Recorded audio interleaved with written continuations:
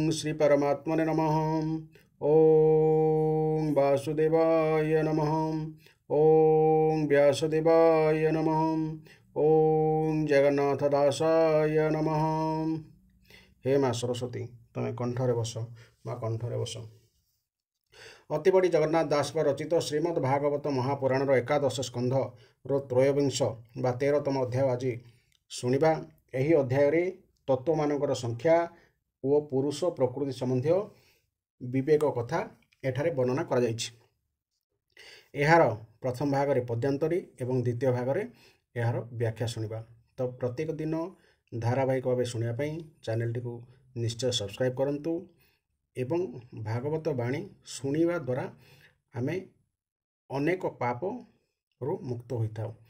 ता अर्थ यह शुणिले भी आम यथेष्ट।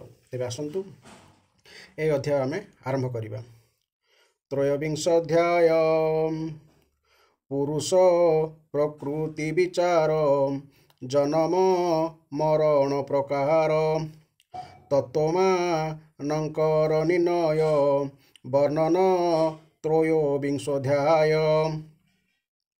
उद्धव उवाच उद्धव शिरे देई कर बोलोई शुण दामोदर वेद विचार तत्व जानी जेबे संसारु तरे प्राणी से तत्व एक एवा केते कह के सब मो अग्रहते त्रिनव एकादश पंच शुणिछि तुम्भे कइअछ। नाना प्रकारे मुनिगणे कहन्ति तत्व विचारणे केशट सप्त चारि भणे के एकादश परिमाणे के पंचविंश षड्विंश केहुक हन्ति सप्तदश काहार मते त्रयोदश के अबा नव के षोडश ए सर्व सत्य अबा केते प्रस्तावे पुछि लइतोते। एमंते उद्धव वचन जेतार चित्तगत भ्रम शुणिक हन्ति चक्रपाणी शुणो मुनि गणवाणी। श्री भगवान उवाच मुनिक हन्ति सर्वस्थाने जेअबा जेते अनुमाने केबे नहे दुर्घटन से सत्य एतिनि भुवन। संसारे मुनि गणचित मोरमा यारे विमोहित नाना प्रकारे तर्क बले तत्व खाणन्ति सयहले कुतर्क विवाद प्रकारे तत्व विचारन्ति संसारे एणु वचन एहांकर बुझतु अनेक प्रकार मुजाहा कही अछि तोते संसारे तत्व मात्र एते मुनिए विवाद एमंते तर्क करन्ति जे झामते शुणौ धव साधु धीर ए तत्व मानंक विचार अनन्ये प्रवेश से होई कार्यकरण रूपे थाई से पर स्पर मिशामिशी से पर स्परे मिशामिशी घटमृतिका प्राय दिशी जानिले एक रूप से ही विकल्पे नाना रूप होई जे पूर्वा पर तत्वंकर उणाओ धिके जे विचार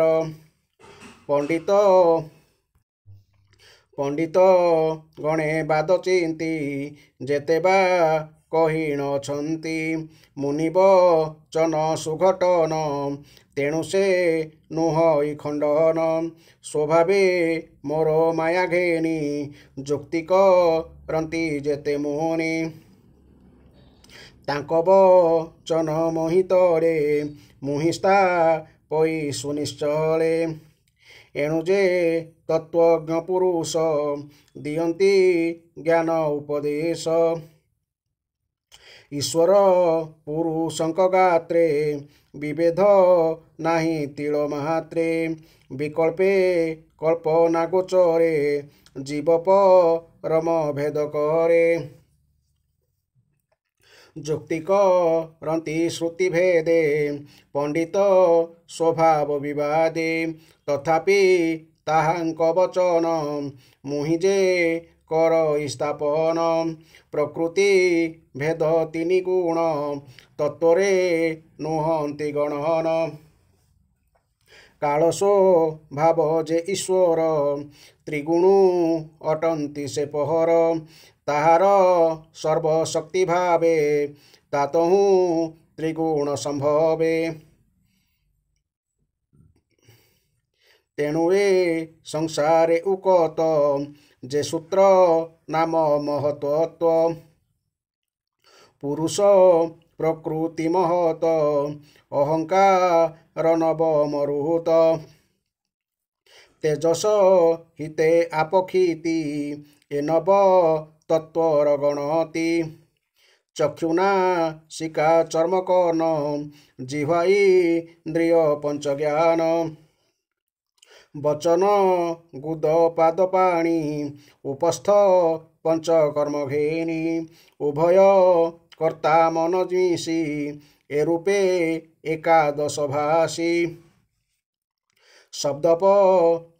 ଶବ୍ଦସ୍ପ ରସ ରୂପ ରସ ଗନ୍ଧ ଏ ପାଞ୍ଚ ପରକାଶ ଜ୍ଞାନ ଇନ୍ଦ୍ରିୟର ଏ ଅର୍ଥ ଏମନ୍ତେ ପଞ୍ଚବିଂଶ ତତ୍ତ୍ୱ ଜୀବ ପରମ ଭେଦ କଲେ ଷଡ଼ବିଂଶତି ହୋଏ ଭଲେ କାର୍ଯ୍ୟକାରଣ ରୂପୀ ଯେହି ପ୍ରକୃତି ବୋଲି ତାକୁ କହି ପୁରୁଷ ଅବ୍ୟକ୍ତ ଅଟଇ କେବଳ ଦୃଷ୍ଟି ମାତ୍ର ଦେଇ ଯେ ଦୃଷ୍ଟି ଯୋଗେ ହୋଇଯାତ ମହତ ଆଦି ସର୍ବତତ୍ତ୍ୱ ପ୍ରକୃତି ବଳେ ହୋଇ ରୁଣ୍ଡ ସୃଜନ୍ତି ଅଶେଷ ବ୍ରହ୍ମାଣ୍ଡ ଜୀବ ପରମ ପଞ୍ଚଭୂତ କେବଲେ ଏହି ସପ୍ତତତ୍ତ୍ୱ ଜୀବ ପରମ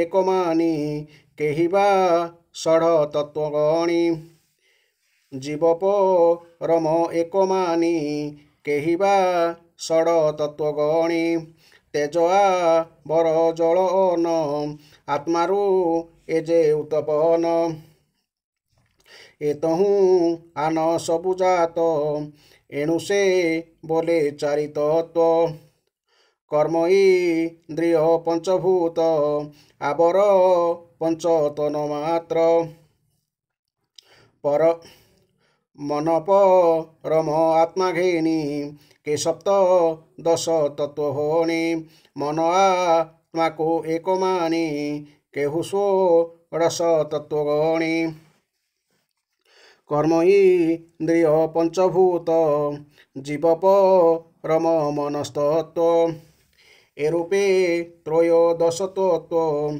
କେହି ବା ବୋଲନ୍ତି ଏମନ୍ତ ଜୀବ ପରମ ମନ ତିନି ଏକଇ ଆତ୍ମା କେହୁ ମାନି ପଞ୍ଚ ଇନ୍ଦ୍ରିୟ ପଞ୍ଚଭୂତ କେବଲେ ଏକାଦଶ ତତ୍ତ୍ୱ ମନ ବୁଦ୍ଧି ଯେ ଅହଙ୍କାର ପଞ୍ଚମ ହାଭୂତ ଆବର ପୁରୁଷ ଘେନି କେହୁ ମୁନି ନବତ ତଜେ ପରିମାଣି ଏମନ୍ତ ମୁନିଙ୍କ ବଚନେ ଯେ ତତ୍ତ୍ୱ ଘଟେ ଅନୁମାନେ ଶାସ୍ତ୍ର ବିଚାରନ୍ତି ସଂସାରେ ଏମନ୍ତେ ଅନେକ ପ୍ରକାରେ ନ୍ୟାୟ ବଚନ ଯୁକ୍ତି ମୂଳ କର୍ଣ୍ଣେ ଶୁଣିତେ କୁତୁହଳ ପଣ୍ଡିତ ମାନଙ୍କ ବଚନ କେବେ ନୁହେଁ ଦୁର୍ଘଟନ ଏମନ୍ତ ଗୁଣମୟ ବାଣୀ ଉଦ୍ଧବ କୃଷ୍ଣ ମୁଖୁ ଶୁଣି ପୁଣି ସଂଶୟ କରି ମନେ ପୃଚ୍ଛଇ କୃଷ୍ଣ ସନ୍ନିଧାନେ ଉଦ୍ଧବ ଉବାଚ ପ୍ରକୃତି ପୁରୁଷ ସ୍ୱଭାବେ ଏକୁଆ ରେକ ଭିନ୍ନ ଯେବେ ଆଶ୍ରୟ କରନ୍ତି ଅନ୍ୟ ଅନେ ନିତ୍ୟବ ସନ୍ତି ଏକ ସ୍ଥାନେ ପୁରୁଷ ପ୍ରକୃତିର ଦେହେ ବସଇ ଜୀବନ ପରାଏ ପ୍ରକୃତି ପୁରୁଷ ନ ଛାଡ଼େ ଏଣୁ ସେ ଥାନ୍ତି ଏକ ଜଡ଼େ କେମନ୍ତେ ଦେହୁ ଆତ୍ମା ଭିନ୍ନ ସମ୍ଭବୁ ନାହିଁ ମୋର ମନ ଏ ଚିତ୍ତ ସଂଶୟ ମୋହର ଛେଦ ହେ କମଳାର ବହର ଗୋବିନ୍ଦ କମଳ ଲୋଚନ ପରମ ପରମ ପୁରୁଷ ଉତ୍ତମ ତୋର ମାୟାରେ ଜୀବ ଯେତେ ମୋହେ ଯନ୍ତ୍ରିତ ଏ ଜଗତେ ଯାହାକୁ ହେଉ ତୁ ସଦୟ ଜ୍ଞାନତା ହୃଦୟରୁ ଜ୍ଞାନତା ହୃଦୟରୁ ଉଦୟ ତୁ ଜାଣୁ ତୋର ମାୟା ଗତି ଅପରେ ତାହା ନ ଜାଣନ୍ତି ଏମନ୍ତେ ଉଦ୍ଧବ ବଚନ ଶୁଣି କହନ୍ତି ଭଗବାନ ଶ୍ରୀ ଭଗବାନ ବାଚ ପୁରୁଷ ପ୍ରକୃତି ତ୍ରିଗୁଣ ସଂଯୋଗ ବିଯୋଗ କାରଣ ପୁରୁଷ ବିନା ପ୍ରକୃତିର ପ୍ରକାଶ ନୋହଇ ଗୋଚର ରବି ବିହୀନେ ଚକ୍ଷୁ ଯେନେ ତେମନ୍ତେ ପୁରୁଷ ବିହୀନେ ରବି ଯେ ସନେ ସ୍ୱପ୍ରକାଶ ଉଦ୍ଧବ ତେମନ୍ତ ପୁରୁଷ ପୁରୁଷ ପ୍ରକୃତି ଏ ଭିନ୍ନ ଏକ ବିହୀନେ ଅନ୍ଧଆନ ମୋର ବି ମୁଖ ପ୍ରାଣୀଙ୍କର ଏକଥା ନୋହଇ ଗୋଚର ତୁ ଏହା ଦୃଢ଼ ଚିତ୍ତେ ଧର ଶୁଣି ଉଦ୍ଧବ ଯୋଡ଼ି କର ବୋଲୋଇ ବିନୟ ବଚନ ଭୋନାଥ ହେବ ସାବଧାନ ତୋର ବି ମୁଖ ଯେତେ ପ୍ରାଣୀ ତାହାକୁ ନିଜ କର୍ମ ଆଣି ନାନା ଯୋନିରେ ଜାତ କରେ ତେଣୁ ଶରୀର ପ୍ରାଣୀ ଧରେ ଭ୍ରମନ୍ତି ନାନା କର୍ମ ପଥେ ଦୁରିତ ଦୁଃଖ ଭୋଗ ଅର୍ଥେ ଶରୀର ଧରନ୍ତି କେମନ୍ତେ ଛାଡ଼ନ୍ତି ନିଜ କର୍ମ ଅନ୍ତେ ନାନା ବି ପାକେ ଭୁଞ୍ଜେ କର୍ମ ନାନା ବି ପାକେ ଭୁଞ୍ଜେ କର୍ମ ଗତ ପଥ ଶ୍ରମ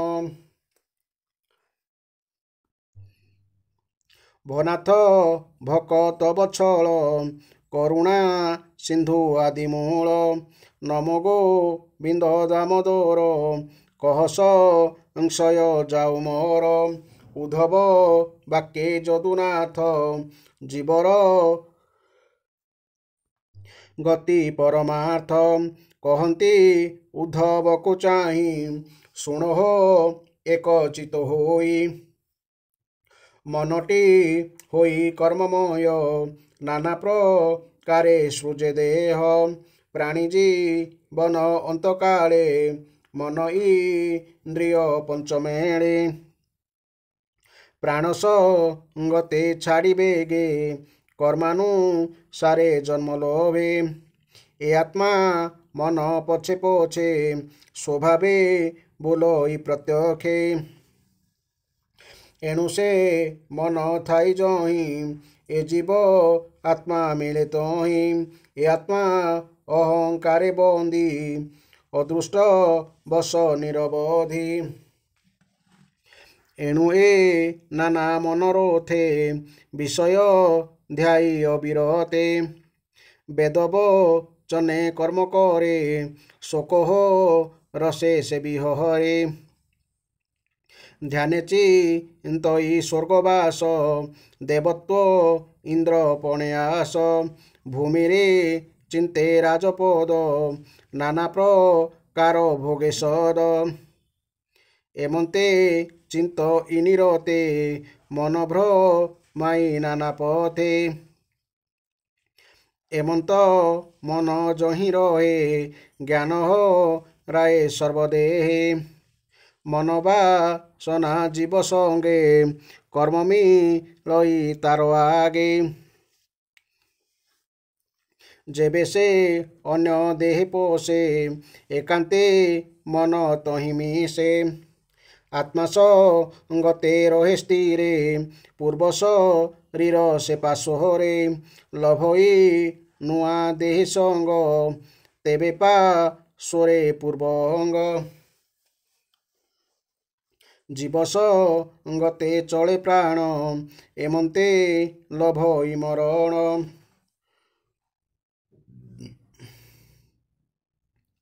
পূর্ব শরীর পরিত্যাগী নূতন দেহে অনুরাগী। সে দেহে রহে আত্মা ভাবে প্রাচীন প্রকৃতি স্বভাবে। জীবর জন্ম এ প্রকার শরীরু শরীরে সঞ্চার।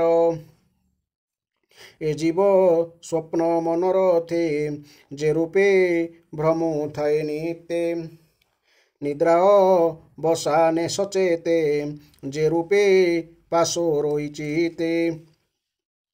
ସେହି ପ୍ରକାରେ ପୂର୍ବ ଦେହ ପାଶରେ ପାଇ ନୂଆ ଦେହ। ଏ ଆତ୍ମା ନିର୍ମଳ ସ୍ୱଭାବେ ମନର ବଶ ହୋଇଯିବେ। ଉତ୍ତମ ମଧ୍ୟମ ଅଧମ ଗତିଲ ଭଇ କରି କର୍ମ। କୁପତ୍ର ବସେ ସାଧୁ ଜନେ ଲଭନ୍ତି ମନ୍ଦ ଗତି ଜେନେ। ଏ ଦେହ ଜନ୍ମ ମୃତ୍ୟୁ ଦୁଇ କ୍ଷଣକୁ କ୍ଷଣ ନିତ୍ୟ ପାଇ। କାଳର ଗତି ଅତି ସୂକ୍ଷ୍ମ କାଳର ଅତି ସୂକ୍ଷ୍ମ ଗତି ଏଣୁ ନ ପାରେ କେହି ଚିନ୍ତି। ଜନ୍ମ ମରଣ ଦୁଇ ମତ ବିଚାରେ ନୁହଁ ଇଏ ସତ୍ୟ।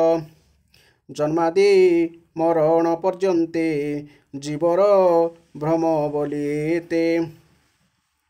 ଏବେନି ମାର୍ଗ ଅନୁସରି ଉଦ୍ଧବେ କହନ୍ତି ମୁରାରି।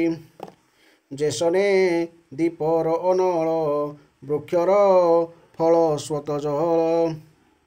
ବୟସ ଅବସ୍ଥା ବିକାର ସେ ରୂପେ ସର୍ବ ପ୍ରାଣୀଙ୍କର। ଅଗ୍ନିରେ ଦୀପ ବୃଦ୍ଧି କରି ନଦୀରେ ଜଳକୁ ଆବରି। ବୋଲନ୍ତି କ୍ଷୟ ବୃଦ୍ଧି ଦୁଇ ଜଳର ଅଗ୍ନିର ନୁହଇ। ସେ ରୂପେ ଆତ୍ମା ଦେହ ମାନି ଜନ୍ମ ମରଣ ଅଭିମାନୀ। ମର୍ତ୍ତ୍ୟ ମନୁଷ୍ୟ ଦେହ ବହି ଦେବତା ହୋଇଲେ ମରଇ। ଯେସନେ ଅଗ୍ନି ଦାରୁ ସଙ୍ଗ ହୁଇ ସଂଯୋଗ ବିଯୋଗ। ଜନ୍ମ ମରଣ ତାକୁ ମାନି ଏ ରୂପେ କହନ୍ତି ଅଜ୍ଞାନୀ। ଗର୍ଭେ ପ୍ରବେଶ ଜନ୍ମ ବୃଦ୍ଧି ବାଳୁତ ପଞ୍ଚମ ଅବଧି। କୁମାର ଅବସ୍ଥା ଷୋଡ଼ଶ ଯୌବନ 40 ବରଷ। ମଧ୍ୟମ ବୟସ 60 ଜରା ମରଣ 90 ହୋଇ। ଏ ମନ ରଥମୟ ଦେହ ଯେ ଉଚ୍ଚ ନିଚ ଗୁଣମୟ। ଅବସ୍ଥା ଭେଦେ ଜନ୍ମ ମୃତ୍ୟୁ ବିବେକ ଜ୍ଞାନେ ଜାଣି ହେତୁ। ଛାଡ଼ିଲେ ଦେହେ ଆତ୍ମା ଭାବ ମଣଇ ଆତ୍ମାକୁ ବିଲଗ। ଦେହରୁ ଦେହ ହୋଇ ଜାତ ହୁଇ ପିତା ପୁତ୍ର ମତ। ଆତ୍ମାର ଜନ୍ମ ମୃତ୍ୟୁ ନାହିଁ ଦେହରୁ ବିଲକ୍ଷଣ ସେହି। ଯେସନେ ବିଜୁ ବୃକ୍ଷ ଜାତ ସେ ବୀଜ ପୁଣି ବୃକ୍ଷେ ସ୍ଥିତ। ବିପାକେ ଜନ୍ମ ମୃତ୍ୟୁ ନାହିଁ ବୀଜର ଜନ୍ମ ମୃତ୍ୟୁ କାହିଁ। ବୃକ୍ଷରୁ ବୀଜ ବିଲକ୍ଷଣ ସେ ରୂପେ ଦେହୁ ଆତ୍ମା ଭିନ୍ନ। ମାୟା ଶରୀରେ ଅପଣ୍ଡିତ ଆତ୍ମାକୁ କରଇ ସଂଯୁକ୍ତ। ତତ୍ତ୍ୱ ବିଷୟେ ମୂଢ଼ପଣେ ସଂସାର ସତ୍ୟ ବୋଲି ମଣେ। ସତ୍ୱଗୁଣରୁ ଋଷିଦେବ ରଜରୁ ଅସୁର ମାନବ ତମୁତି ର୍ଯ୍ୟକ ଭୂତ ଜାତ କର୍ମବ୍ରମଣ ତିନି ମତ। ଯେସନେ ନୃତ୍ୟ ଗୀତ ତାନ ଦେଖିସି ସୁର ହୋଏ ମନ ତାହାର ପ୍ରାୟ ନାଚେ ଗାଏ ସେ ରୂପେ ଆତ୍ମା ଥାଇ ଦେହେ। ନିଶ୍ଚଳ ବୃକ୍ଷ ଛାୟା ଯେନେ ଚଞ୍ଚଳ ଜଳର କମ୍ପନେ ଭ୍ରମିଲେ ନେତ୍ର ପ୍ରାଣୀଙ୍କର ଭ୍ରମଇ ଯେନେ ଭୂମଣ୍ଡଳ। ସ୍ୱପ୍ନେୟ ନର୍ଥ ଦେଖି ଯେତେ ଜନ୍ମ ମରଣ ଏହି ମତେ କେବେ ହେଁ ନୁହଁ ଇଏ ସତ୍ୟ ଏ ମୋର ମାୟା ବିକଳ୍ପିତ। ଏଣୁ ତୁ ଭ୍ରମ ପରିହର ଚଞ୍ଚଳ ଚିତ ସ୍ଥିର କର। ଏଣୁ ଏ ଲୋକ ଧର୍ମ ଯେତେ ମିଥ୍ୟା ବିଚାରି ଘେନ ଚିତେ ଯେ ଅବା ସ୍ତୁତି ଅପମାନ ଏବେନି ଚିତେ ତୁ ନ ଘେନ। କେ ଅବା କରେ ଅପମାନ ଭର୍ଚ୍ଛନ ତର୍ଜନ ତାଡ଼ନ କେ ଅବା କରେ ନିନ୍ଦା ସ୍ତୁତି କେ ଉପହାସେ ବା ହସନ୍ତି କେ ଅବା ବଳେ ଧନେ ନାଶ କେ ଅବା ବଳେ ଧନ ନାଶେ କେ ମାରେ କେ ବା ବାନ୍ଧେ ରୋଷେ। ଭୋଜନ ପାତ୍ରେ ଧୂଳି ଦିଅନ୍ତି କେବଳେ ତୋଳି କଚାଡ଼ନ୍ତି ତଥାପି ଧୀର ମହାଶୟ ନିଷ୍କାମ ଗଭୀର ହୃଦୟ।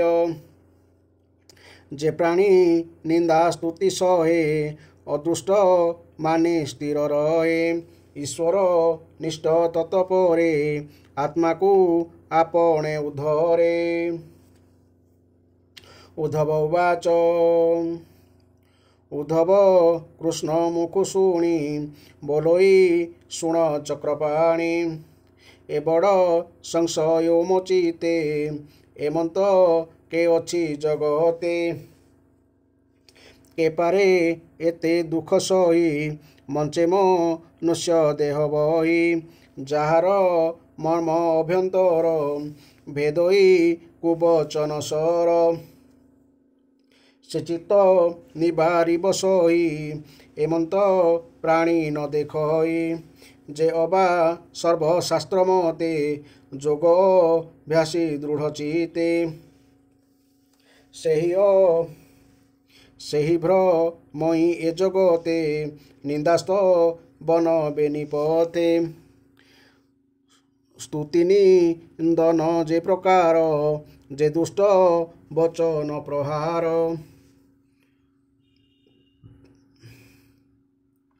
ଯେ ବା ଅଛନ୍ତି ସାଧୁ ଜନେ ତୋର ଚରଣ ସୁଧା ପାନେ ଚିତ ଆନନ୍ଦେ ଭୋଳମତି ଏ କର୍ମ ସେ ଅବା ସହନ୍ତି ଏ ବଡ଼ ଭ୍ରମ ମୋର ଚିତେ ଭୋନାଥ ସହିବି କେମନ୍ତେ। ବୋଲୋଇ ଦାସ ଜଗନ୍ନାଥ ପ୍ରାକୃତ ବନ୍ଧେ ଭାଗବତ ଉଦ୍ଧବ ପୁଛେ କୃଷ୍ଣ ପାଶେ ସୁଜନେ ରସ ଏହି ରସେ।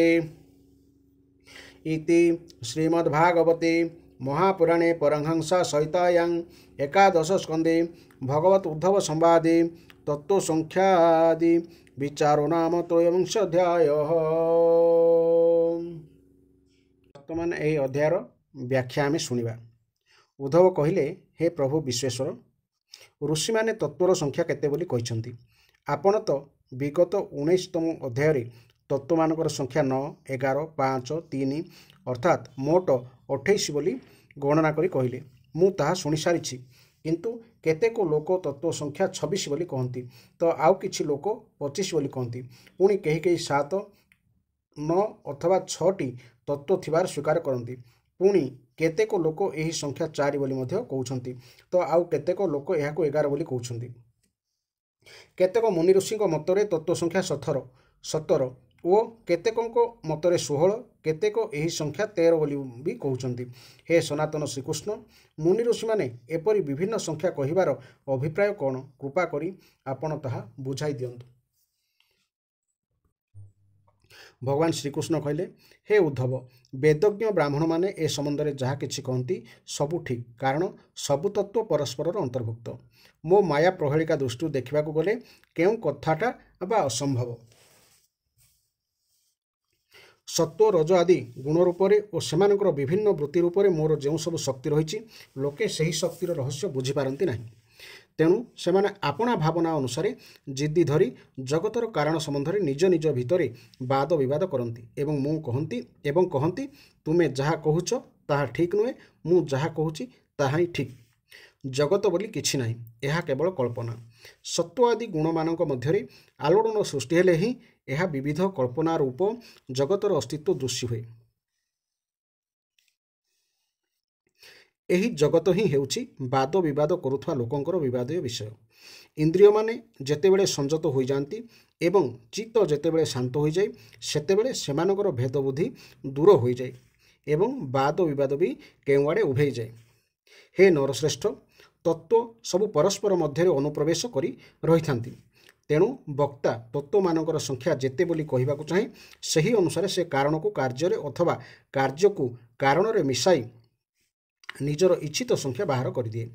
ଏକମାତ୍ର କାରଣ ରୂପ ତତ୍ତ୍ୱରେ ଅଥବା କାର୍ଯ୍ୟରୂପ ତତ୍ତ୍ୱରେ ଅନ୍ୟ ସବୁ ତତ୍ତ୍ୱ ମିଶି ରହିଥିବା ପରି ଦେଖାଯାଏ। ଯେଉଁମାନେ ତତ୍ତ୍ୱ ଗଣନା କରିବାକୁ ଚାହାନ୍ତି, ସେମାନେ କାର୍ଯ୍ୟକୁ କାରଣରେ କିମ୍ବା କାରଣକୁ କାର୍ଯ୍ୟରେ ଅନ୍ତର୍ଭୁକ୍ତ କରିଦେଇ ତତ୍ତ୍ୱମାନଙ୍କର ସଂଖ୍ୟା ଗଣି ନିଜେ ଚାହିଁଥିବା ସଂଖ୍ୟକ ତତ୍ତ୍ୱ ଠିକ୍ ବୋଲି ପ୍ରମାଣିତ କରିଦିଅନ୍ତି।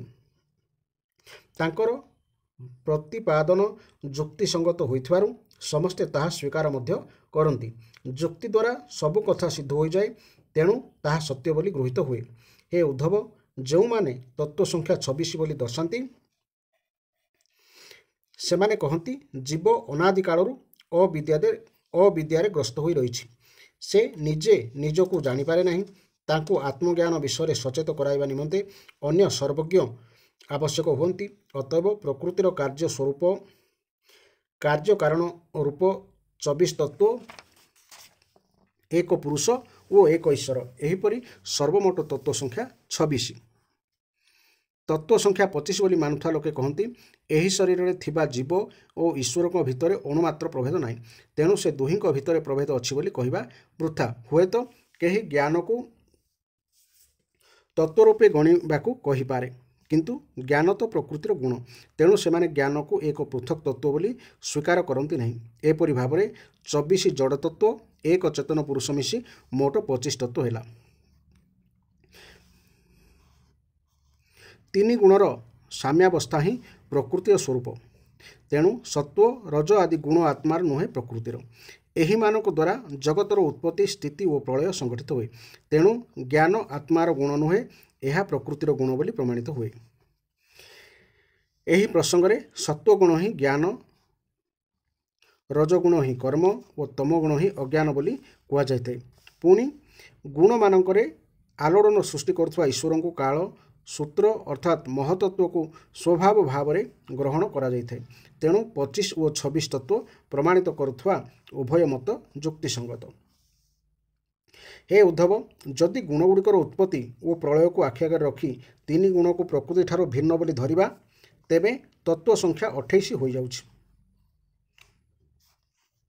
ଯଥା ପୁରୁଷ, ପ୍ରକୃତି, ମହତତ୍ତ୍ୱ, ଅହଙ୍କାର, ଆକାଶ, ବାୟୁ, ତେଜ, ଜଳ ଓ ପୃଥିବୀ, ଏହିପରି 9ଟି ତତ୍ତ୍ୱ ତ ମୁଁ ପ୍ରଥମରୁ ଗଣି ସାରିଛି। ଏହା ବ୍ୟତୀତ ଶ୍ରୋତ୍ର, ତ୍ୱଚା, ଚକ୍ଷୁ, ନାସା ଓ ରସନା, ଏହି 5 ଜ୍ଞାନେନ୍ଦ୍ରିୟ, ବାକ୍, ପାଣି, ପାଦ, ପାୟୁ, ଉପସ୍ଥ, ଏହି 5 କର୍ମେନ୍ଦ୍ରିୟ ତଥା ମନ, ଯାହାକି କର୍ମେନ୍ଦ୍ରିୟ ଓ ଜ୍ଞାନେନ୍ଦ୍ରିୟ ଉଭୟ, ତା ଛଡ଼ା ଶବ୍ଦ, ସ୍ପର୍ଶ, ରୂପ, ରସ ଓ ଗନ୍ଧ, ଏପରି ଜ୍ଞାନେନ୍ଦ୍ରିୟର 5 ବିଷୟ।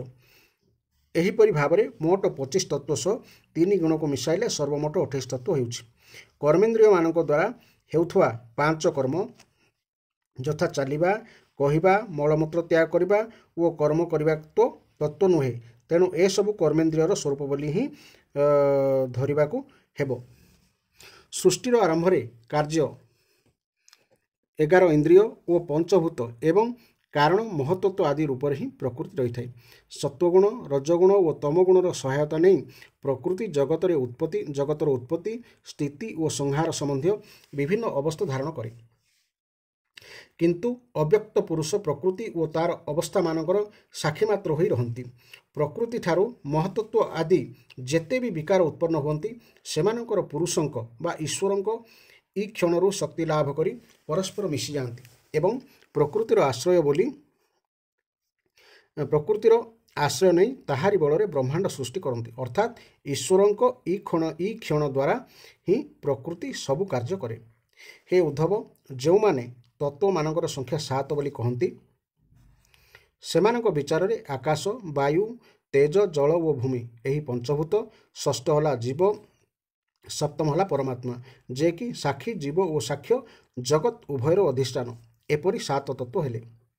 ଦେହ, ଇନ୍ଦ୍ରିୟ ଓ ପ୍ରାଣ ଆଦିର ଉତ୍ପତ୍ତି ତ ପଞ୍ଚଭୂତ ରହିଛି, ତେଣୁ ସେଗୁଡ଼ିକୁ ସେମାନେ ପୃଥକ୍ ତତ୍ତ୍ୱ ବୋଲି ଗଣନ୍ତି ନାହିଁ। ଯେଉଁମାନେ କେବଳ 6ଟି ତତ୍ତ୍ୱ ସ୍ୱୀକାର କରନ୍ତି, ସେମାନେ କହନ୍ତି ପଞ୍ଚଭୂତ ଓ ଏକ ପରମ ପୁରୁଷ ପରମାତ୍ମା, ଏସବୁ ମିଶି ତତ୍ତ୍ୱର ସଂଖ୍ୟା 6। ସେହି ପରମାତ୍ମା ନିଜେ ରଚନା କରିଥିବା ପଞ୍ଚଭୂତରେ ଦେହ ଆଦି ସୃଷ୍ଟି କରନ୍ତି ଏବଂ ସେଥିରେ ଜୀବ ରୂପରେ ପ୍ରବେଶ କରନ୍ତି। ଏହି ମତ ଅନୁସାରେ ଜୀବର ପରମାତ୍ମାଙ୍କ ସହିତ ଓ ଦେହ ଆଦିର ପଞ୍ଚଭୂତ ସହିତ ସମାବେଶ ହୋଇଯାଏ। ଯେଉଁମାନେ କାରଣ ରୂପରେ 4ଟି ତତ୍ତ୍ୱ ସ୍ୱୀକାର କରନ୍ତି, ସେମାନେ କହନ୍ତି ଆତ୍ମାରୁ ତେଜ, ଜଳ ଓ ପୃଥିବୀର ଉତ୍ପତ୍ତି ହୋଇଛି ଏବଂ ଜଗତରେ ଯେତେ ସବୁ ପଦାର୍ଥ ରହିଛି, ସବୁକିଛି ଏହି 3ଟିରୁ ଉତ୍ପନ୍ନ ହୋଇଛି। ତେଣୁ ସେମାନେ ସବୁ କାର୍ଯ୍ୟ ସୃଷ୍ଟ ପଦାର୍ଥକୁ ଏହିଗୁଡ଼ିକୁ ସହିତ ସମାବେଶ କରିଦିଅନ୍ତି। ଯେଉଁମାନେ ତତ୍ତ୍ୱ ସଂଖ୍ୟା 17 ବୋଲି କହନ୍ତି, ସେମାନେ ପଞ୍ଚଭୂତ, ପଞ୍ଚ ତନ୍ମାତ୍ର ଓ ପଞ୍ଚ ଜ୍ଞାନେନ୍ଦ୍ରିୟ, ଏକ ମନ ଓ ଏକ ଆତ୍ମା ଏପରି ଗଣିଥାନ୍ତି। ଯେଉଁମାନେ ତତ୍ତ୍ୱ ସଂଖ୍ୟା 16 ବୋଲି କହନ୍ତି, ସେମାନେ ମଧ୍ୟ ଏହିପରି ଗଣନା କରନ୍ତି। ପ୍ରଭେଦ କେବଳ ଏତିକି ଯେ ସେମାନେ ଆତ୍ମାରେ ମନକୁ ବି ସମାବିଷ୍ଟ କରିଦିଅନ୍ତି। ଫଳରେ ତତ୍ତ୍ୱ ସଂଖ୍ୟା 16 ହୋଇଯାଏ। ତତ୍ତ୍ୱ ସଂଖ୍ୟା 13 ବୋଲି କହୁଥିବା ଲୋକେ କହନ୍ତି ଆକାଶ ଆଦି ପଞ୍ଚଭୂତ, ଶ୍ରୋତ୍ରାଦି ପଞ୍ଚ ଜ୍ଞାନେନ୍ଦ୍ରିୟ, ଏକ ମନ ଏବଂ ଏକ ଜୀବାତ୍ମା ଓ ଏକ ପରମାତ୍ମା ସବୁ ମିଶି ତତ୍ତ୍ୱ ସଂଖ୍ୟା 13। 11 ତତ୍ତ୍ୱ ମାନୁଥିବା ଲୋକେ କହନ୍ତି ପଞ୍ଚଭୂତ, ପଞ୍ଚ ଜ୍ଞାନେନ୍ଦ୍ରିୟ ଏବଂ ଏକ ଆତ୍ମା ମିଶି 11 ତତ୍ତ୍ୱ ହେଲା। 9ଟି ତତ୍ତ୍ୱ ମାନୁଥିବା ଲୋକେ କହନ୍ତି ଆକାଶ ଆଦି ପଞ୍ଚଭୂତ, ମନ ଓ ବୁଦ୍ଧି, ଅହଙ୍କାର ଏପରି 8 ପ୍ରକୃତି, ଏକ ପୁରୁଷ ମିଶି ତତ୍ତ୍ୱ ସଂଖ୍ୟା 9। ହେ ଉଦ୍ଧବ, ଏପରି ଭାବରେ ମୁନି ଋଷିମାନେ ଭିନ୍ନ ଭିନ୍ନ ପ୍ରକାରରେ ତତ୍ତ୍ୱମାନଙ୍କର ସଂଖ୍ୟା ଗଣନା କରନ୍ତି। ସମସ୍ତଙ୍କର ମତ ଠିକ୍, କାରଣ ସମସ୍ତଙ୍କ ଗଣନା ଯୁକ୍ତିଯୁକ୍ତ। ତତ୍ତ୍ୱଜ୍ଞାନୀମାନେ କୌଣସି ମତରେ ଭୁଲ ଦେଖନ୍ତି ନାହିଁ। ସେମାନଙ୍କ ଦୃଷ୍ଟିରେ ସବୁକିଛି ଠିକ୍। ଉଦ୍ଧବ କହିଲେ, ହେ ଶ୍ୟାମସୁନ୍ଦର, ଯଦିବା ପ୍ରକୃତି ଓ ପୁରୁଷ ସ୍ୱରୂପତଃ ଏକ ଆରେକଠାରୁ ସର୍ବଥା ଭିନ୍ନ, ତଥାପି ପ୍ରକୃତି ଓ ପୁରୁଷ ପରସ୍ପର ସହିତ ଏପରି ଘନିଷ୍ଠ ଭାବରେ ମିଳିମିଶି ଯାଇଛନ୍ତି ଯେ ସାଧାରଣତଃ ସେମାନଙ୍କ ମଧ୍ୟରେ ପ୍ରଭେଦ ଜଣାପଡ଼େ ନାହିଁ। ପ୍ରକୃତି ଦେହରେ ପୁରୁଷ ଓ ପୁରୁଷ ଦେହରେ ପ୍ରକୃତି ଅଭିନ୍ନ ଭାବେ ମିଶିଯାଇଥିବା ପରି ବୋଧ ହୁଏ। ସେହି ଦୁଇ ତତ୍ତ୍ୱରୁ ସ୍ପଷ୍ଟ ଭିନ୍ନତା କ'ଣ? ହେ ପଦ୍ମଲୋଚନ, ସେହି ଦୁଇ ତତ୍ତ୍ୱର ଭିନ୍ନତା ଅଭିନ୍ନତା ନେଇ ମୋ ହୃଦୟରେ ବଡ଼ ସନ୍ଦେହ ରହିଛି। ଆପଣ ତ ସର୍ବଜ୍ଞ, ତେଣୁ ଯୁକ୍ତିଯୁକ୍ତ ବାଣୀରେ ମୋର ସନ୍ଦେହ ମୋଚନ କରନ୍ତୁ। ହେ ପ୍ରଭୁ, ଆପଣଙ୍କ କୃପାରୁ ହିଁ ଆପଣଙ୍କର ବିଦ୍ୟାଶକ୍ତି ଦ୍ୱାରା ଜୀବମାନଙ୍କର ଜ୍ଞାନ ଉଦୟ ହେଉଛି ଏବଂ ଆପଣଙ୍କର ଅବିଦ୍ୟା ଶକ୍ତି ଦ୍ୱାରା ହିଁ ସେମାନଙ୍କର ଜ୍ଞାନ ଲୋପ ହୋଇଯାଉଛି। ଆପଣଙ୍କର ଆତ୍ମସ୍ୱରୂପିଣୀ ମାୟାର ବିଚିତ୍ର ଗତି ଆପଣ ହିଁ ଜାଣନ୍ତି, ତାହା ଅନ୍ୟ କେହି ଜାଣନ୍ତି ନାହିଁ। ଅତଏବ ଆପଣ ହିଁ ମୋର ସନ୍ଦେହ ମୋଚନ କରନ୍ତୁ। ଭଗବାନ ଶ୍ରୀକୃଷ୍ଣ କହିଲେ, ହେ ଉଦ୍ଧବ, ପ୍ରକୃତି ଓ ପୁରୁଷ ମଧ୍ୟରେ ଅର୍ଥାତ୍ ଶରୀର ଓ ଆତ୍ମା ମଧ୍ୟରେ ବିରାଟ ପ୍ରଭେଦ ରହିଛି। ଏହି ସମଗ୍ର ସୃଷ୍ଟି ହେଉଛି ବିଭିନ୍ନ ବିକାରରେ ଯୁକ୍ତ। ଗୁଣମାନଙ୍କ ଦ୍ୱାରା ମଧ୍ୟରେ କ୍ଷୋଭ ବା ଆଲୋଡ଼ନ ସୃଷ୍ଟି ହେଲେ ହିଁ ସୃଷ୍ଟି ସର୍ଜନା ହୁଏ। ପ୍ରିୟ ମିତ୍ର, ମୋର ମାୟା ହେଉଛି ତ୍ରିଗୁଣାତ୍ମିକା। ସେହି ମାୟା ହିଁ ତାହାର ସତ୍ତ୍ୱ, ରଜ ଆଦି ଗୁଣମାନଙ୍କ ଦ୍ୱାରା ଅନେକ ପ୍ରକାର ବିଭେଦ ଜାତ କରିଦିଏ। ସୃଷ୍ଟିର ବିସ୍ତାର ଅସୀମ ହୋଇଗଲେ ବି ଏହି ବିକାରାତ୍ମକ ସୃଷ୍ଟିକୁ 3 ଭାଗରେ ବିଭକ୍ତ କରାଯାଇପାରେ। ସେହି 3ଟି ଭାଗ ହେଉଛି ଅଧ୍ୟାତ୍ମ, ଅଧିଦୈବ ଓ ଅଧିଭୂତ। ଉଦାହରଣ ସ୍ୱରୂପ ନେତ୍ର ହେଉଛି ଅଧ୍ୟାତ୍ମ, ତାହାର ବିଷୟ ରୂପ ହେଉଛି ଅଧିଭୂତ ଏବଂ ନେତ୍ର ଗୋଲକରେ ସ୍ଥିତ ସୂର୍ଯ୍ୟ ଦେବତାଙ୍କ ଅଂଶ ହେଉଛି ଅଧିଦୈବ। ଏହି ତିନୋଟି ପରସ୍ପର ଏକ ଆରେକର ଆଶ୍ରୟ ଦ୍ୱାରା ସିଦ୍ଧ ହୁଅନ୍ତି। ତେଣୁ ଅଧ୍ୟାତ୍ମ, ଅଧିଦୈବ ଓ ଅଧିଭୂତ ଏହି ତିନୋଟି ପାରସ୍ପରିକ ସାହାଯ୍ୟ ଆବଶ୍ୟକ କରନ୍ତି। କିନ୍ତୁ ଆକାଶରେ ସ୍ଥିତ ସୂର୍ଯ୍ୟମଣ୍ଡଳ ଏହି ତିନିଙ୍କ ଉପରେ ନିର୍ଭରଶୀଳତାର ମୁକ୍ତ, କାରଣ ସେ ସ୍ୱତଃ ସିଦ୍ଧ। ସେହିପରି ଆତ୍ମା ମଧ୍ୟ ହେଉଛି ଉପରୋକ୍ତ ତିନିଙ୍କର ମୂଳ କାରଣ, ସେମାନଙ୍କର ସାକ୍ଷୀ ଓ ସେମାନଙ୍କର ଅତୀତ। ସେହି ଆତ୍ମା ହିଁ ତାହାର ସ୍ୱୟଂ ସିଦ୍ଧ ଜ୍ୟୋତିରେ ସମସ୍ତ ପଦାର୍ଥକୁ ଆଲୋକିତ କରେ। ଆତ୍ମା ଅଛି ତ ଅନ୍ୟମାନେ ବି ଅଛନ୍ତି। ଯେପରି ଚକ୍ଷୁର ତିନୋଟି ପ୍ରଭେଦ କଥା କୁହାଗଲା, ତ୍ୱଚା, କର୍ଣ୍ଣ, ଜିହ୍ୱା, ନାସା ଓ ଚିତ୍ତ ଆଦିର ସେହିପରି ତ୍ରିବିଧ ପ୍ରଭେଦ ରହିଛି। ଏହାର ଅର୍ଥ କ'ଣ? ଯଥା ତ୍ୱଚା, ସ୍ପର୍ଶ ଓ ବାୟୁ, କର୍ଣ୍ଣ, ଶବ୍ଦ ଓ ଦିଗ ହେଲା ଜିହ୍ୱା, ରସ ଓ ବରୁଣ, ନାସିକା, ଗନ୍ଧ ଓ ଅଶ୍ୱିନ କୁମାର, ଚିତ୍ତ ନିରନ୍ତର ବିଷୟ ଓ ବାସୁଦେବ ମନ, ମନର ବିଷୟ ଓ ଚନ୍ଦ୍ରମା ହେଲା ଅହଙ୍କାର, ଅହଙ୍କାରର ବିଷୟ ଓ ରୁଦ୍ର ବୁଦ୍ଧି, ବୁଦ୍ଧିର ବିଷୟ ଓ ବ୍ରହ୍ମା। କିନ୍ତୁ ଏ ସମସ୍ତ ତ୍ରିବିଧ ତତ୍ତ୍ୱ ସହିତ ଆତ୍ମାର କୌଣସି ସମ୍ବନ୍ଧ ନାହିଁ।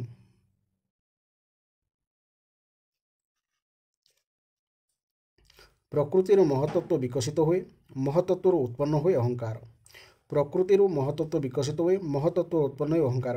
ଏପରି ଭାବରେ ଅହଙ୍କାର ହେଉଛି ଗୁଣମାନଙ୍କର କ୍ଷୋଭରୁ ଉତ୍ପନ୍ନ ହେଉଥିବା ପ୍ରକୃତିରେ ହିଁ ଏକ ବିକାର। ଅହଙ୍କାର ତ୍ରିବିଧ।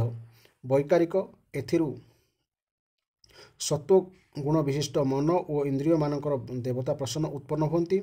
ତୈଜସ, ଏଥିରୁ 10 ଇନ୍ଦ୍ରିୟ ଉତ୍ପନ୍ନ ହୁଅନ୍ତି। ଓ ତାମସ, ଏଥିରୁ ପଞ୍ଚମହାଭୂତ ଓ ସେମାନଙ୍କର 5 ବିଷୟ ଉତ୍ପନ୍ନ ହୁଏ। ଏପରି ଭାବରେ ଅହଙ୍କାର ହିଁ ହେଉଛି ଅଜ୍ଞାନ ଓ ସୃଷ୍ଟିର ବିବିଧତାର ମୂଳ କାରଣ। ଆତ୍ମା ହେଉଛି ଜ୍ଞାନ ସ୍ୱରୂପ। ଆତ୍ମାର ପ୍ରାକୃତିକ ପଦାର୍ଥ ସହିତ କୌଣସି ସମ୍ପର୍କ ନାହିଁ କି ତାହା ବିଷୟରେ କୌଣସି ବାଦ ବିବାଦର ପ୍ରଶ୍ନ ବି ଉଠେ ନାହିଁ। ଅସ୍ତି ନାସ୍ତି, ସଗୁଣ ନିର୍ଗୁଣ, ଭାବ ଅଭାବ, ସତ୍ୟ ମିଥ୍ୟା ଇତ୍ୟାଦି ଯେତେ ସବୁ ବାଦ ବିବାଦ ରହିଛି, ପ୍ରଭେଦ ଦର୍ଶନ ହିଁ ହେଉଛି ସେସବୁର ମୂଳ କାରଣ। ଏଭଳି ବାଦ ବିବାଦର କୌଣସି ଅର୍ଥ ନାହିଁ। ତଥାପି ଯେଉଁମାନେ ମୋ ପ୍ରତି ବିମୁଖ, ସେମାନେ ଏହାକୁ ବିବାଦରୁ ମୁକ୍ତ ହୋଇପାରିବେ ନାହିଁ। ଉଦ୍ଧବ ପଚାରିଲେ, ଭଗବାନ, ଆପଣଙ୍କ ପ୍ରତି ବିମୁଖ ଜୀବମାନେ ନିଜ କୃତ ବା ପାପ ପୁଣ୍ୟର ଫଳସ୍ୱରୂପ ଉଚ୍ଚ ନିଚ ଯୋନିରେ ପଡ଼ି ନାନା ଶରୀର ଧରିଥାନ୍ତି। ବର୍ତ୍ତମାନ ପ୍ରଶ୍ନ ଉଠୁଛି, ଆତ୍ମା ତ ବ୍ୟାପକ, ତାହା ପୁଣି ଏକ ଶରୀରରୁ ଅନ୍ୟ ଶରୀରକୁ ଯାଏ କିପରି? ଅକର୍ତ୍ତା ହୋଇ ମଧ୍ୟ କର୍ମ କରେ କିପରି? ନିତ୍ୟ ହୋଇ ମଧ୍ୟ ଜନ୍ମ ମରଣ ଲାଭ କରେ କିପରି? ଏସବୁ ସମ୍ଭବ ହୁଏ କିପରି? ହେ ଗୋବିନ୍ଦ, ଯେଉଁମାନେ ଆତ୍ମଜ୍ଞାନ ରହିତ, ସେମାନେ ତ ଏହି ବିଷୟଟିକି ସଠିକ୍ ଭାବରେ ଚିନ୍ତା ମଧ୍ୟ କରିପାରୁନଥିବେ। ଅପରପକ୍ଷରେ ଏହି ବିଷୟ ଜାଣିଥିବା ବିଦ୍ୱାନ ତ ସଂସାରରେ ପ୍ରାୟ ମିଳନ୍ତି ନାହିଁ, କାରଣ ସମସ୍ତେ ଆପଣଙ୍କ ମାୟା ଭେଳିକରେ ପଡ଼ିଛନ୍ତି। ତେଣୁ କୃପା କରି ଆପଣ ହିଁ ମୋତେ ଏହି ରହସ୍ୟଟି ବୁଝାଇ ଦିଅନ୍ତୁ। ଭଗବାନ ଶ୍ରୀକୃଷ୍ଣ କହିଲେ, ପ୍ରିୟ ଉଦ୍ଧବ, ମନୁଷ୍ୟର ମନ ହେଉଛି କର୍ମ ସଂସ୍କାରମାନଙ୍କର ଏକ ପୁଞ୍ଜ। ସେହିସବୁ ସଂସ୍କାର ଅନୁସାରେ ଭୋଗ ଲାଭ କରିବା ନିମନ୍ତେ ମନ ସହିତ 5 ଇନ୍ଦ୍ରିୟ ମଧ୍ୟ ସମ୍ମିଳିତ ହୋଇଥାନ୍ତି। ଏମାନଙ୍କର ସମଷ୍ଟିକୁ ଲିଙ୍ଗ ଶରୀର କୁହାଯାଏ। ସେହି ଲିଙ୍ଗ ଶରୀର ହିଁ କର୍ମ ଅନୁସାରେ ଏହି ଶରୀରରୁ ଅନ୍ୟ ଶରୀରକୁ, ଏକ ଲୋକରୁ ଅନ୍ୟ ଲୋକକୁ ଯାଏ। ଲିଙ୍ଗ ଶରୀରଠାରୁ ଆତ୍ମା ସର୍ବଥା ଭିନ୍ନ। ଆତ୍ମା ହେଉଛି ସର୍ବବ୍ୟାପୀ, ତେଣୁ ତାହାର ଯିବା ଆସିବା କରିବାର ପ୍ରଶ୍ନ ଉଠୁନାହିଁ। କିନ୍ତୁ ସେ ଯେତେବେଳେ ନିଜକୁ ଲିଙ୍ଗ ଶରୀର ବୋଲି ଧରିନିଏ, ସେଥିରେ ଅହଙ୍କାର ଆରୋପ କରେ, ସେତେବେଳେ ଆତ୍ମା ବି ଯିବା ଆସିବା କରିବା ପରି ଲାଗେ। ମନ ହେଲା କର୍ମର ଅଧୀନ। ସେ ଇହଲୋକ ଓ ପରଲୋକ ସମ୍ବନ୍ଧରେ ଶୁଣିଥିବା ବା ଦେଖିଥିବା ନାନା ବିଷୟ ନେଇ ସର୍ବଦା ଚିନ୍ତା କରି ଚାଲିଥାଏ। ଯଦି କିଛି ନୂଆ ବିଷୟ ଆସିଯାଏ, ତେବେ ସେ ପୁରୁଣା କଥା ଭୁଲିଯାଏ ଓ ନୂଆରେ ଲାଗିଯାଏ। ଏପରି ନୂତନ ବିଷୟ ଯଥା ଶରୀର ଓ ଜୀବନ ଆଦି ପ୍ରତି ଅଭିନିବେଶ କରିବା ଫଳରେ ମନ ପୁରୁଣା ବା ପୂର୍ବର ବିଷୟ ଭୁଲିଯାଏ। ସେ ନୂଆ ନୂଆ ବିଷୟ ଚିନ୍ତନ କରେ। ଏପରି ହେଉ ହେଉ ଆଉ ପୂର୍ବଜନ୍ମର ଶରୀର ଆଦୌ ସ୍ମରଣକୁ ଆସେ ନାହିଁ। ଯେକୌଣସି କାରଣରୁ ନିଜର ପୂର୍ବ ଶରୀରକୁ ସମ୍ପୂର୍ଣ୍ଣ ଭୁଲିଯିବାର ନାମ ହିଁ ମୃତ୍ୟୁ। ହେ ଉଦାର ଉଦ୍ଧବ, ମନୁଷ୍ୟ ସ୍ୱପ୍ନାବସ୍ଥାରେ ଦେଖୁଥିବା ଶରୀର ସଙ୍ଗେ ମୁଁ ମୋର ଭାବ ରଖି ସେଥିରେ ତଲ୍ଲୀନ ହେବା ଫଳରେ ଯେପରି ସ୍ୱପ୍ନର ସୁଖ ଦୁଃଖ ଅନୁଭବ କରେ, ଠିକ୍ ସେହିପରି ଜାଗ୍ରତ ଅବସ୍ଥାରେ ନାନା ପ୍ରକାର ମନୋରଥ କରି ସୁଖୀ ଦୁଃଖୀ ହୁଏ। ଦେହକୁ ଏହି ଦେହ ମୁଁ, ଏହା ମୋର ଦେହ ବୋଲି ସ୍ୱୀକାର କରିବା ହିଁ ମନୁଷ୍ୟର ଜନ୍ମ। ସ୍ୱପ୍ନ ବା ମନୋରଥରେ ମଜିଯାଇଥିବା ଜୀବ ଯେପରି ତାର ପୂର୍ବ ସ୍ୱପ୍ନର ବା ପୂର୍ବ ମନୋରଥର ଶରୀରକୁ ସ୍ମରଣ କରେ ନାହିଁ, ବର୍ତ୍ତମାନ ଶରୀରରେ ରହିଥିବା ଜୀବ ସେହିପରି ତାର ପୂର୍ବ ଜନ୍ମର ଶରୀରକୁ ସ୍ମରଣ କରେ ନାହିଁ। କେବଳ ସେତିକି ନୁହେଁ ତ ସେ ସ୍ୱୟଂ ଏହି ଜୀବତ୍ୱ ପୂର୍ବରୁ ରହି ଆସିଥିବା ଜୀବାତ୍ମା ହୋଇଥିଲେ ବି ନିଜକୁ ସମ୍ପୂର୍ଣ୍ଣ ନୂତନ ବୋଲି ଧରି ବସେ। ଆତ୍ମା ହେଉଛି ଏକ, ଅଦ୍ୱିତୀୟ ଓ ଅଖଣ୍ଡ। ଏଥିରେ କୌଣସି ପ୍ରକାର ବାହ୍ୟ ବା ଆଭ୍ୟନ୍ତରୀଣ ପ୍ରଭେଦ ନାହିଁ। ଆତ୍ମାର ଜନ୍ମ ନାହିଁ କି ମୃତ୍ୟୁ ନାହିଁ। ମନ ହିଁ ଏପରି ଭେଦ ବୁଦ୍ଧି ରଖେ। ତେଣୁ ମନ ହେଉଛି ଏପରି ଏକ ଭେଦ ବୁଦ୍ଧିର ମୂଳ କାରଣ। ଇନ୍ଦ୍ରିୟମାନେ ମନର ଆଶ୍ରୟରେ ରହନ୍ତି। ମନ ହିଁ ନାନା ପ୍ରକାର କଳ୍ପନା ଜଳ୍ପନା କରେ। ମନ ହେତୁ ହିଁ ଆତ୍ମାର ଜନ୍ମ, ସ୍ଥିତି ଓ ମୃତ୍ୟୁ ସଂଗଠିତ ହେଉଥିବା ପରି ଲାଗେ। ଘରେ କୁପୁତ୍ର ଜନ୍ମ ହେଲେ ସେ ଯେପରି ପରିବାରରେ ବିଭେଦ ସୃଷ୍ଟି କରି ଘରକୁ ନଷ୍ଟଭ୍ରଷ୍ଟ କରିଦିଏ, କଳ୍ପନା ଜଳ୍ପନା ହେତୁ ମନ ସେହିପରି ଘଟାଇଥାଏ।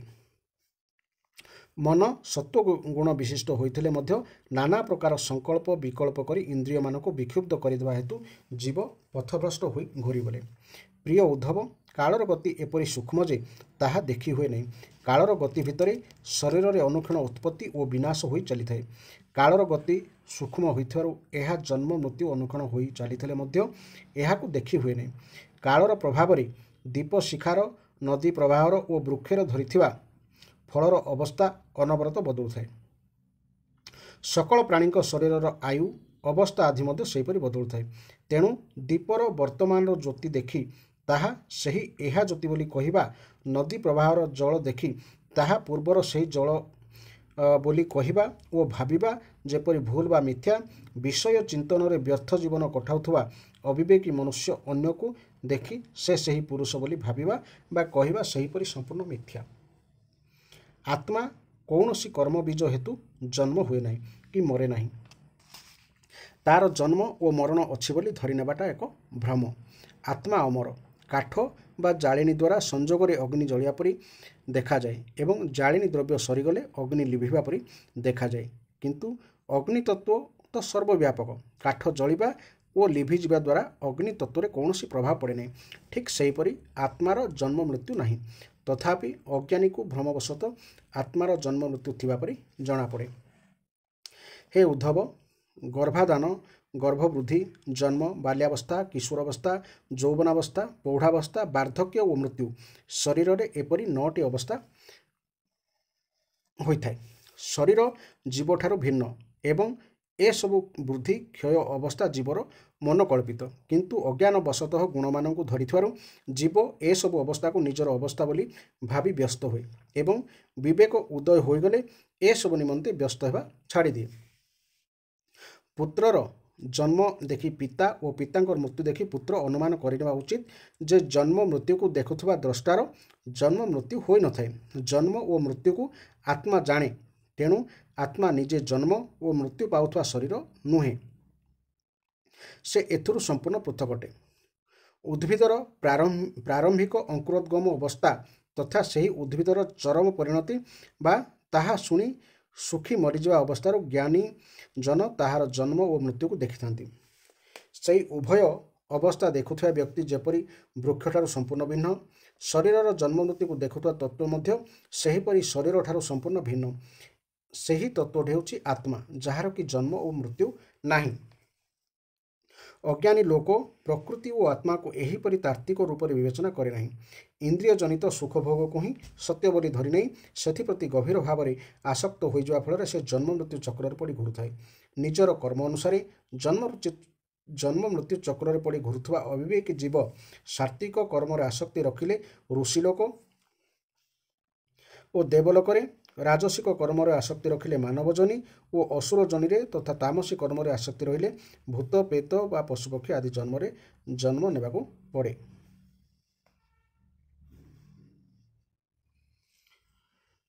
କେହି ନାଚୁଥିବା ଗାଉଥିବା ଦେଖିଲେ ମନୁଷ୍ୟ ଯେପରି ତାକୁ ଅନୁକରଣ କରି ନିଜେ ବି ନାଚ ଗୀତ ଆରମ୍ଭ କରିଦିଏ, ଜୀବ ସେହିପରି ଶରୀରର ଗତିବିଧି ଦେଖି ଓ ବୁଦ୍ଧି ଦ୍ୱାରା ପ୍ରେରିତ ହୋଇ ସେସବୁକୁ ନିଜର ବୋଲି ଭାବେ।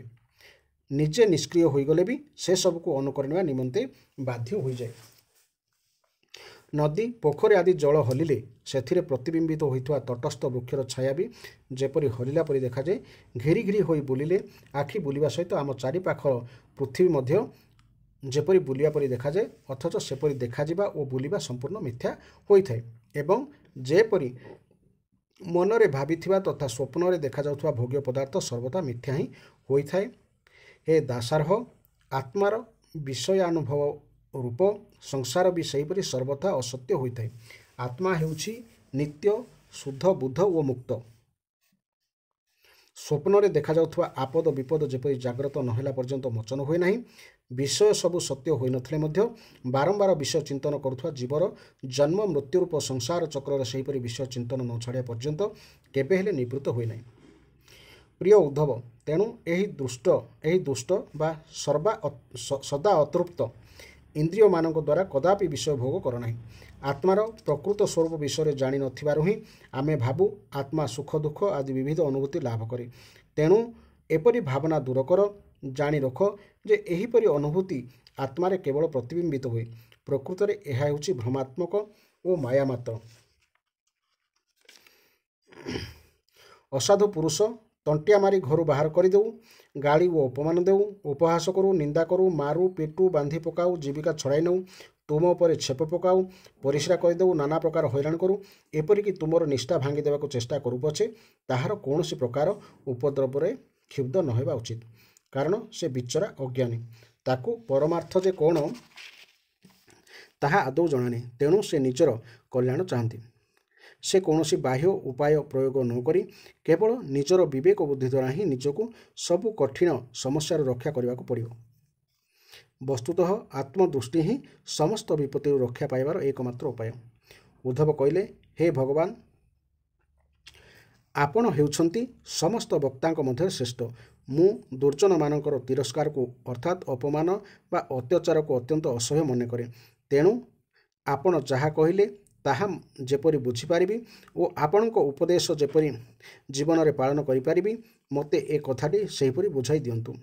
ହେ ବିଶ୍ୱାତ୍ମନ, ପ୍ରକୃତି ତ ବଡ଼ ବଳବାନ, ତାହା ବିଦ୍ୱାନମାନଙ୍କୁ ବି କ୍ଷୁବ୍ଧ କରିଦିଏ। ଯେଉଁମାନେ ଆପଣଙ୍କ ଚରଣ ଯୁଗଳରେ ଶରଣ ନେଇଥାନ୍ତି ଏବଂ ସର୍ବଦା ଆପଣଙ୍କର ଭାଗବତ ଧର୍ମରେ ବି ଅବିଚଳିତ ଭାବରେ ପ୍ରତିଷ୍ଠିତ ରହିଥାନ୍ତି, କେବଳ ସେହି ଶାନ୍ତ ପୁରୁଷମାନଙ୍କ ଛଡ଼ା ଆଉ କିଏ ବା ପ୍ରକୃତିକୁ ଜିଣିପାରିବ?